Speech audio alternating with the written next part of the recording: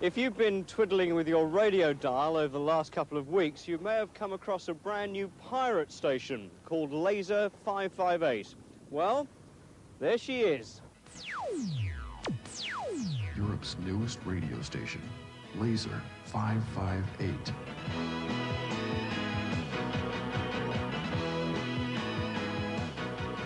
All Hit Radio, Laser 558, 20 before the hour, the Paul Dean Show.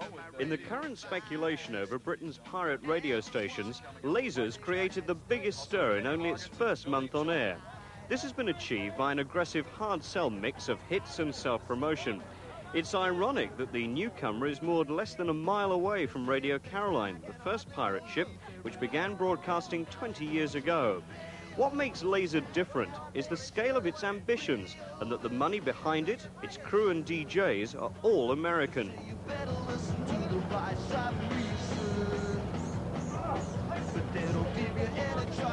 Hello? Hello? Hello there, welcome aboard. Nice to see you. Thank you very much indeed. I see the galleys here. This is the galley where the crew of goodies produced. Take you back on and look at the studios. Yeah. Okay. Financed to the tune of $2 million from Madison Avenue, Laser transmits a signal powerful enough to reach from Cardiff to Norway.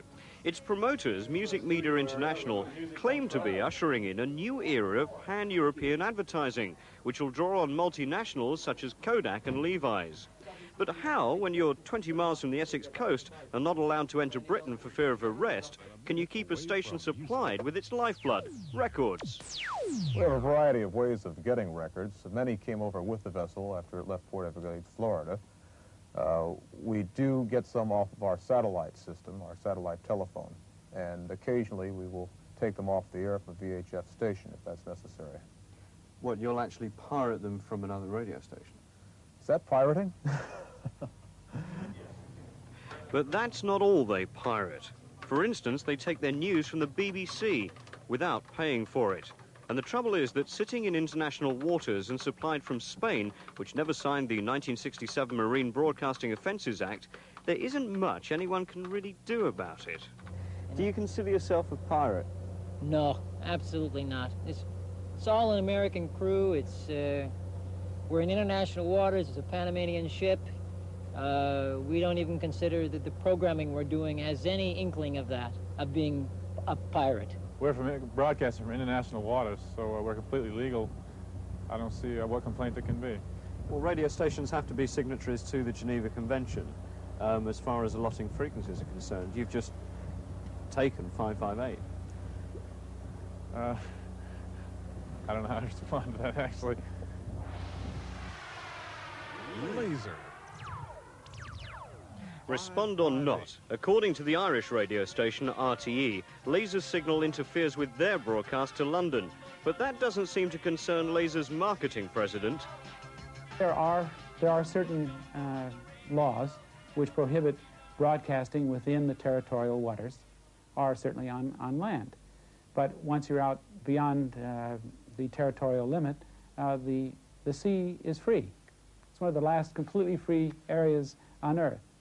Just as when you take a cruise, you can have a cocktail and there's no tax on the cocktail, the prices are very quite reasonable. There are no regulations at sea.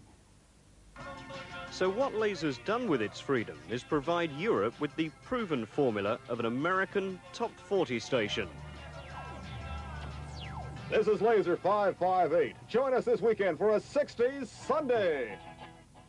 The music policy is to play the hits mixed in with some new records and a variety of oldies from the past.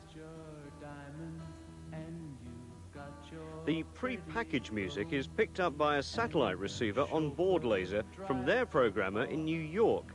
But how can he be in touch with what's happening 3,000 miles away? Don't play with me 'cause you're playing with fire. Madison Avenue office keeps pretty well up on what's happening, and I think they follow the European charts pretty well.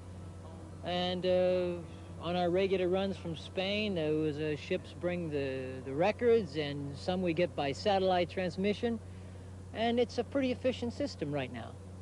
The fact that the records are programmed in New York does bother me a little bit, because I think we're out here and we're in a somewhat better position to judge what's happening with current music and what's happening with the station day by day. Time will tell if this system is going to work all right or not. So far, it sounds okay. Music on the way from Kenny Loggins and Michael Jackson. Right now, it's Womack and Womack.